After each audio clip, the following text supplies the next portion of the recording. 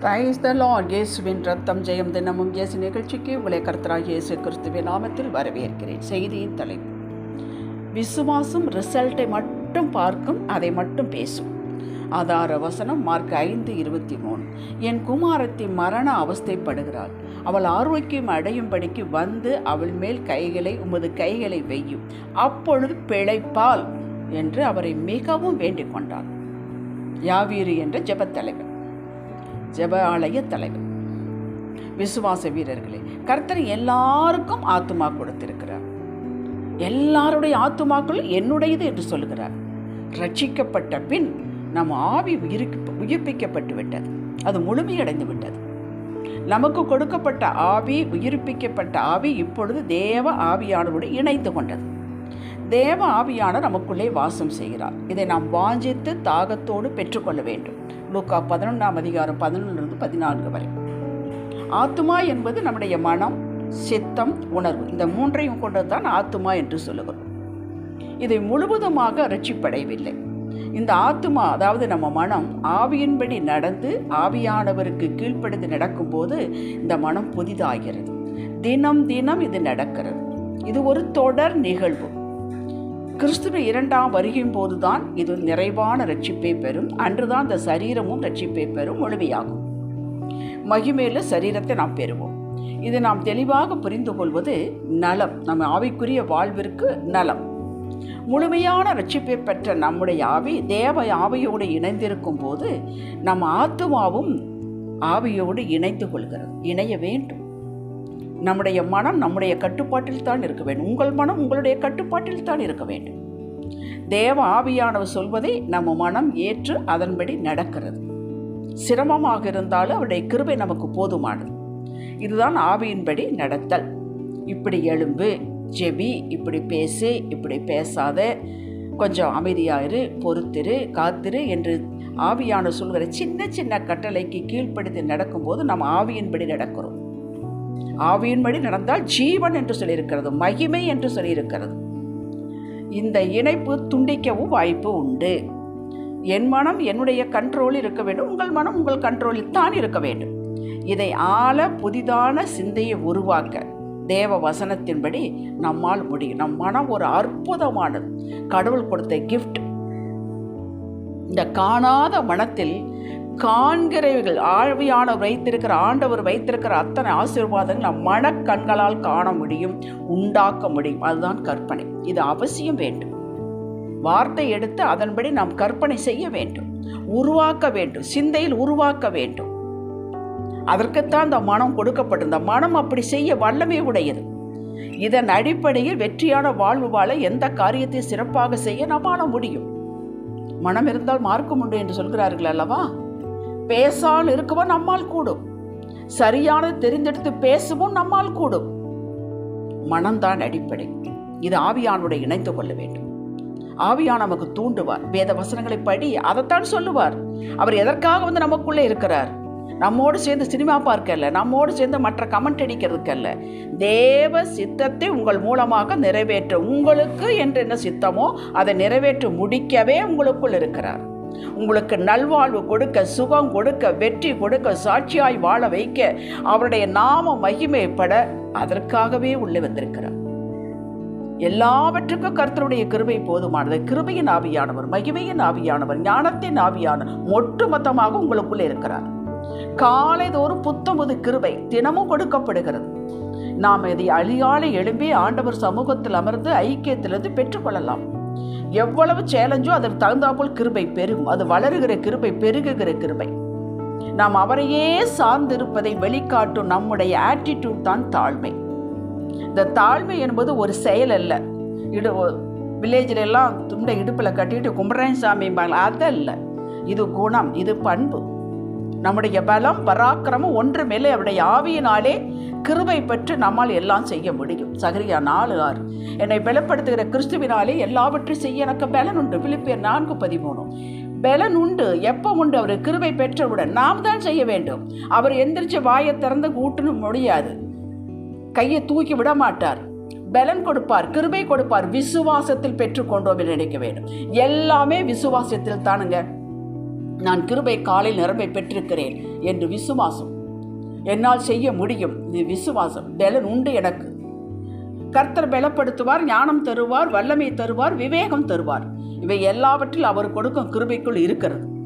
ஆனால் செய்ய வேண்டியது நாம் தான் எழும்ப வேண்டும், நாம் தான் ஆயத்தமாக வேண்டும், நாம் தான் அவர்கள் அமர வேண்டும், நாம் தான் துதிக்க வேண்டும், ஆராதிக்க வேண்டும், நாம் தான் வேதத்தை வாசிக்க வேண்டும், வீட்டு வேலை நாம் தான் செய்ய வேண்டும். இதற்கெல்லாம் பலனும் ஞானமும் கிருபையும் வல்லமையும் கொடுக்கிறார்.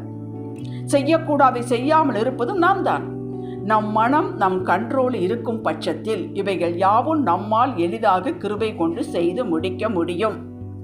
நம் மனம் பிசாசு சொல்லும் பொய், உலகத்தை நடப்பதை பார்ப்பது, உலகம் சொல்வதை நம்புவது, இதற்கு நம் மனம் இடம் கொடுத்தால், நீங்கள் இடம் கொடுத்தால் அதன்படி நம்ப ஆரம்பிக்கும்.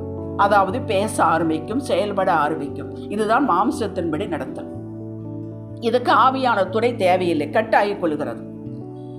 உங்கள் கட்டுப்பாட்டில் இல்லை. வெளியே தன்னிச்சையாக பேசுகிறது, செயல்படுகிறது. இங்கே கிருபைக்கு இடம் இல்லை. தேவன் வாக்கு கொடுத்திருக்கிறார் எல்லா நிலையிலும் நாம் வாழ்ந்திருக்கும்படி. இது தேவ சித்தம்.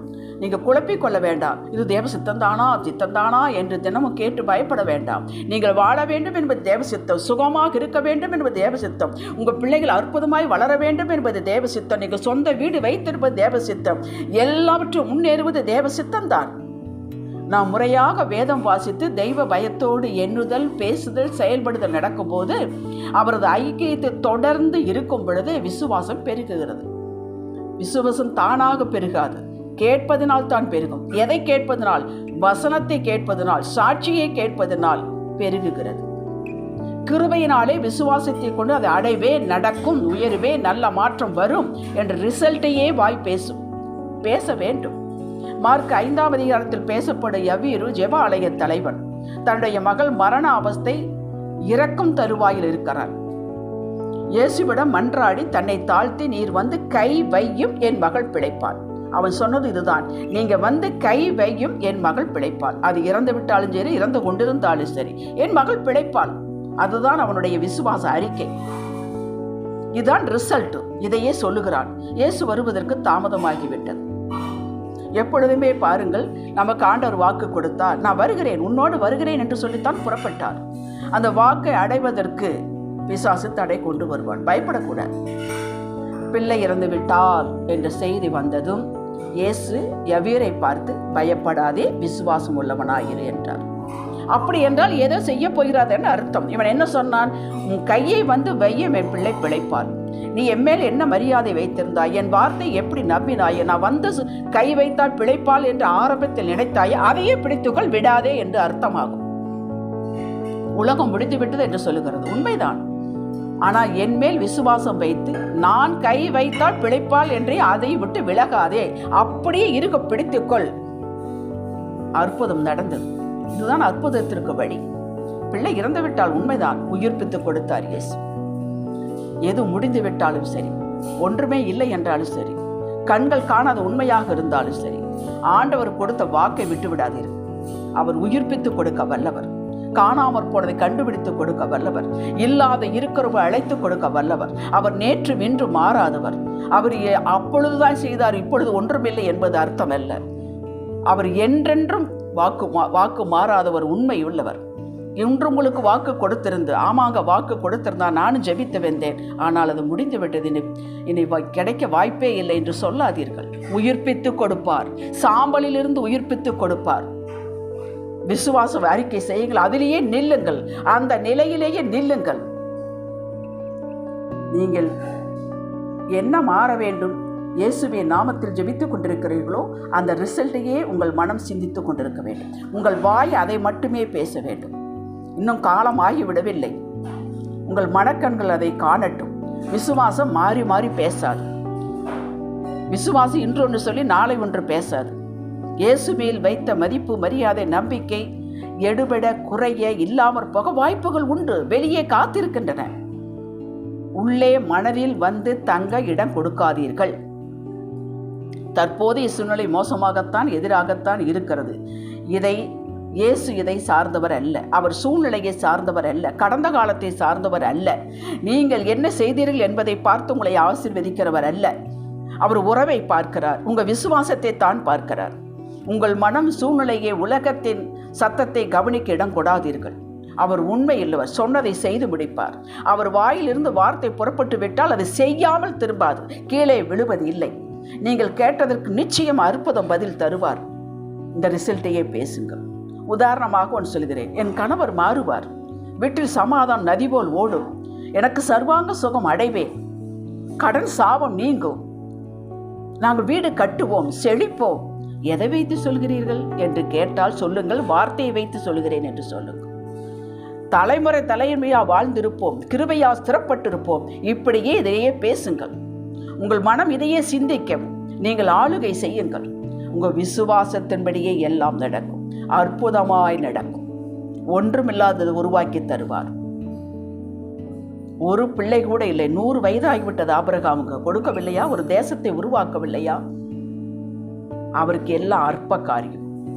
நினைத்ததற்கும் வேண்டுவதற்கும் மேலாக நடக்கும். எபேசியர் 3:20. ஜெபிக்கலாம். தகப்பனே, கிறிஸ்துவின் சிந்தை எங்களில் உருவாகட்டும். பின் உமது வார்த்தையின் மகத்துவத்தையே சிந்திப்போம், பேசுவோம். ஆவியின்படி கீழ்ப்படிந்து சகலத்தையும் பெற்றுக்கொள்வோம்.